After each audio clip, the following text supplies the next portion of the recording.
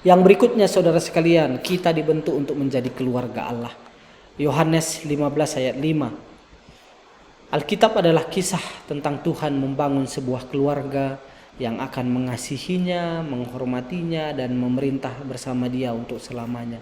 Dalam kasih, Ia telah menentukan kita dari semula oleh Yesus Kristus untuk menjadi anak-anaknya sesuai dengan kerelaan kehendak-Nya.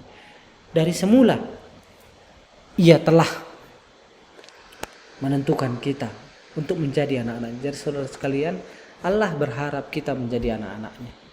Dan apa manfaatnya ketika kita menjadi anggota keluarga Allah? Alkitab mengatakan Filipi 4 ayat 9, Allahku akan memenuhi segala keperluanmu menurut kekayaan dan kemuliaannya dalam Yesus Kristus.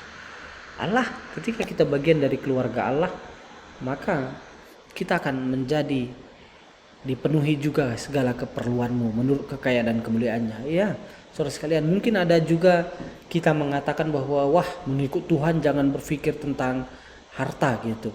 Tetapi juga kita melihat bagaimana banyak orang di sekitar kita faktanya yang dia hidup untuk Tuhan dan Allah memberkati dengan kekayaan yang luar biasa di sekitar kita. Kalau kita balik ke Alkitab, bukankah juga orang-orang yang percaya kepada Allah mereka diberkati dengan kekayaan yang luar biasa? Ada Abraham yang apapun yang dia lakukan berhasil, Yusuf yang dia lakukan berhasil, Ishak menjadi termasuk orang-orang paling kaya di daerah dia, Yusuf atau Ayub juga, yaitu orang-orang yang kaya. Jadi juga kita tidak salah bahwa Allah juga akan cukupkan keperluan kita dalam hal materi gitu ya. Tapi kalau ada memang yang berpikir bahwa wah, tidak harus materi, kita hanya fokus kepada Allah, puji Tuhan juga, silahkan juga. Tapi ada yang mengatakan bahwa wah, harta juga bisa Tuhan berikan. Benar, Tuhan bisa berikan harta itu. Tetapi yang seringkali jadi persoalan kan ketika orientasi kita adalah harta. Nah, itu yang dibilang oleh Paulus, cinta uang adalah akar segala dosa. Jadi apa orientasinya yang beda sebetulnya? Apakah kita tidak terikat dengan uangnya? Tuhan berikan. Bahkan ya saya bisa katakan ketika saya dulu S2, saya tidak tembus ke beasiswa karena beasiswa itu beriringan dengan S2-nya gitu ya. Kalau saya masuk jurusan itu barulah diperhitungkan apakah beasiswanya akan keterima atau tidak. Ternyata saya tidak masuk jurusan itu dan masuknya ke jurusan yang lain dan beasiswanya gugur gitu. Dan saya bingung sekali bagaimana dengan ya ini S2 bagi keluarga yang mungkin juga adik saya pada waktu itu kuliah di Unpad dan juga adik yang bungsu sedang SMA yang akan masuk perguruan tinggi. Saya berpikir saya tidak ingin membebani orang tua saya dengan pada waktu itu tahun 2012 saya kuliah itu uang semesterannya sekitar 7 jutaan dan saya bilang saya tidak mungkin meminta kepada orang tua karena mereka juga hidupnya hanya cukup saja, tidak mungkin ini. Jadi waktu itu saya ngobrol dengan abang PA begitu dan dia oh ya coba sarankan ke satu orang di gereja, anggota jemaat gereja kita yang bekerja di geologi pada waktu itu, coba ngobrol dan saya ngobrol dengan dia, bang seperti ini apakah bisa membantu, dan dia bilang oh ya suka bisa membantu. Jadi dia bersedia, bahkan dia bilang minggu depan datangnya gitu, dan dia berikan waktu itu amplop isinya saudara sekalian saya hanya butuh 7 juta kalau saya tidak salah, dan dia berikan 10 juta. Dan begitu sampai di kosan saya hitung dan saya bilang wah bang ini lebih loh, hampir 3 juta lebihnya. Dan dia bilang gak apa-apa, suka pakai untuk kebutuhan yang lain. Dan luar biasa saudara sekalian ya. Tapi memang puji Tuhan, Tuhan berikan beasiswa lain ketika kuliah. Tetapi saya melihat bagaimana saya yang bukan keluarga bisa dia berikan, dan memang abang ini posisinya sudah tinggi gitu ya. Tetapi ya itu yang saya melihat saudara sekalian, bahwa kadang uang pun kalau kita Tuhan izinkan punya uang, punya harta, itu bisa kita menolong orang lain. Kalau bukan karena abang itu, maka mungkin saya tidak akan S2. Saya akan bilang ya, walaupun saya keterima di prodi ini, mungkin saya akan tunda deh tahun depan. Dan belum tentu tahun depan saya akan kuliah lagi, karena mungkin karena sudah bekerja akhirnya malas S2 gitu ya. Tetapi pada dasarnya saya melihat bantuan abang ini menolong saya untuk bisa S2, dan saya merasa ketika saya S2 pintu terbuka lebar untuk saya ketika saya bisa bekerja sebagai dosen di perguruan tinggi, saya bisa mengajar di kampus, dimulai dari abang itu. Jadi saudara sekalian, ketika saudara memang ini, cobalah kerja juga, cobalah juga capai karir sebaik mungkin, tetapi tanpa menghilangkan orientasi saudara pelayanan. Anda bekerja dengan serius, Anda mengejar karir dengan serius untuk bisa menolong orang lain, itu konsepnya. Apakah yang ada dalam warisan itu? Kita akan bersama-sama dengan Tuhan selamanya. Kita akan diubahkan seperti Kristus. Dan bahkan fisik kita juga akan diubah gitu ya. Jadi kalau sekarang ya begitu kena hujan sedikit mungkin bisa demam. Begitu kurang tidur sedikit, wah rasanya pusing, lesu, letih gitu ya. Dan begitu banyak makan yang mungkin berlemak-lemak, tiba-tiba perutnya besar dan mulai kolesterol tinggi, ya segala macam. Tapi ketika nanti kita hidup dalam kekekalan bersama dengan Allah, maka fisik kita diberikan fisik yang baru. Kita akan diberikan upah dan ditugaskan lagi di posisi pelayanan. Ini yang luar biasa ya. Salah satu di Alkitab katanya ternyata di kekekalan pun nanti akan tetap ada seperti yang di dunia, akan ada bagian penyembahan dan segala macam. Kawin mengawin, Alkitab mengatakan itu tidak ada gitu ya. Jadi kita tidak pada konsep wah nanti di sana kita akan menikah lagi, mungkin ada ketemu yang cantik dan segala macam atau yang ganteng. Tidak seperti itu konsepnya, karena itu kebutuhan biologis yang nantinya di sana bukan itu yang dipenuhi gitu. Kita akan menerima bagian dalam kemuliaan Kristus. Dan baptisan, nah saudara sekalian, ini adalah sebagai identifikasi diri dengan keluarga Allah. Bagi saya pribadi, saya sudah beberapa kali mengatakan bahwa baptis itu bukanlah sebagai jaminan seseorang akan selamat gitu ya, karena keselamatan kita itu sudah ditanggung 100% oleh percaya kita kepada Yesus. Tetapi sebagai bukti, sebagai tanda bahwa kita sudah percaya kepada Yesus adalah dengan memberikan diri dibaptis.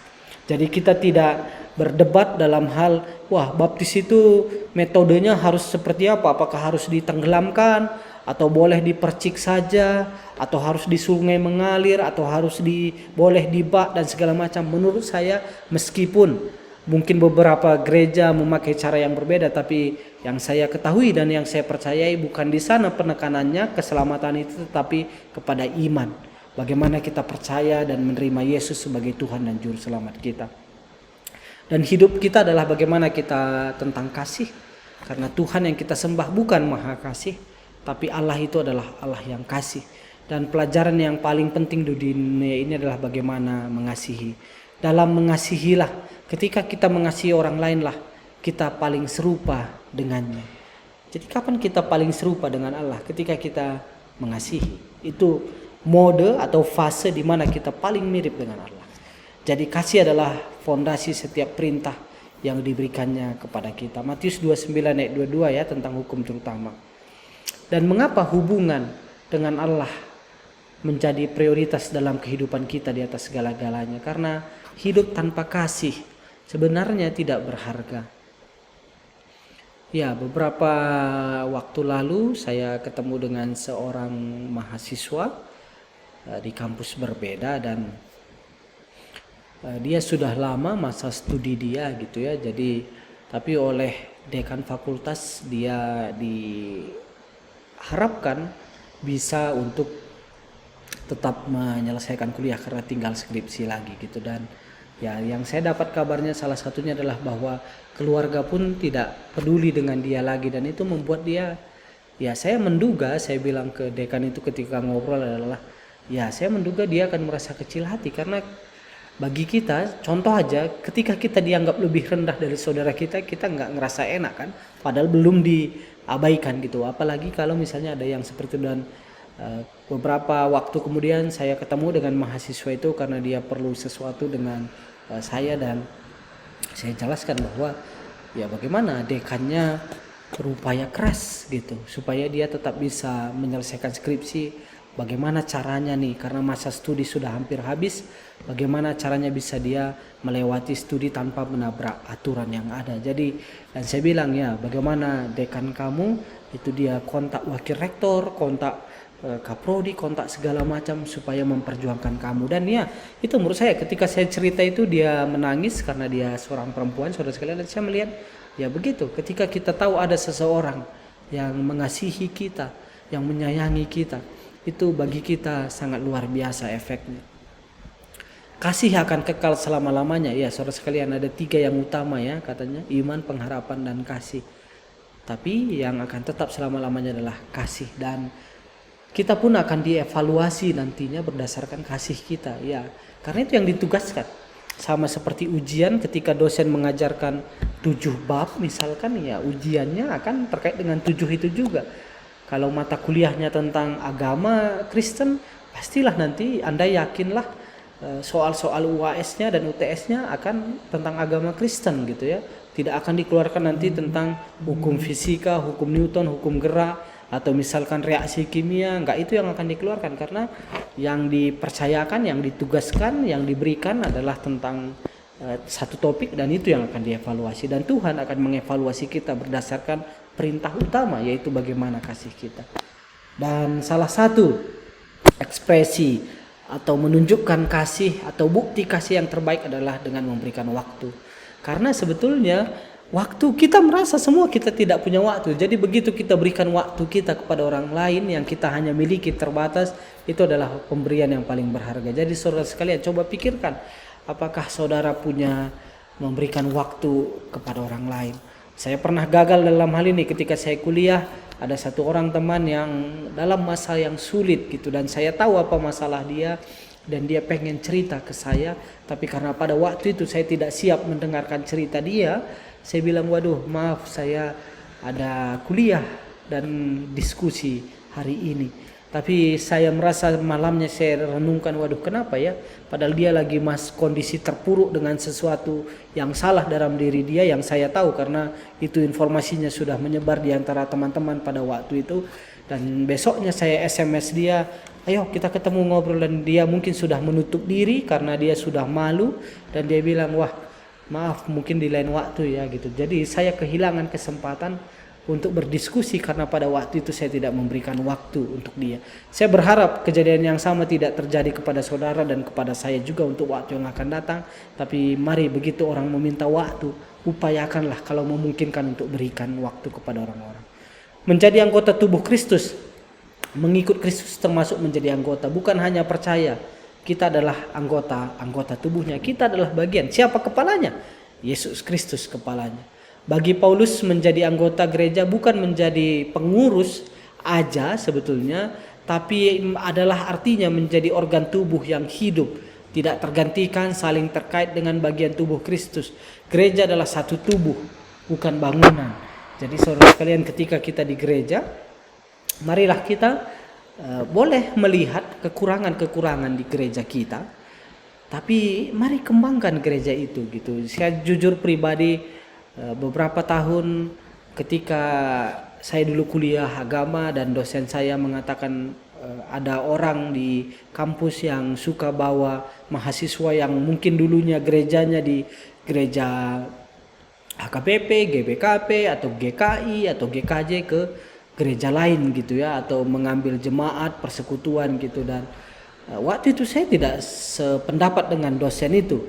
Mungkin juga Anda pun tidak sependapat, karena saya berpikir ya, di mana orang bertumbuh, ya silahkan. Kalau dia memang merasa gereja dia tidak bertumbuh, dia pindah ke gereja ini, ya kenapa salahnya, toh iman patokannya gitu. Tetapi sekarang beberapa tahun setelah itu, saya juga sependapat dengan itu saudara sekalian. Mungkin Anda belum sependapat, tidak apa-apa, tetapi bagi saya juga penting adalah ketika kita sudah masuk ke satu gereja, marilah kita kembangkan gereja itu. Sekalipun kita merasa gereja ini lebih baik, gereja ini lagu-lagunya lebih baik, lebih cocok untuk kita anak muda, tapi jangan tinggalkan gereja kita.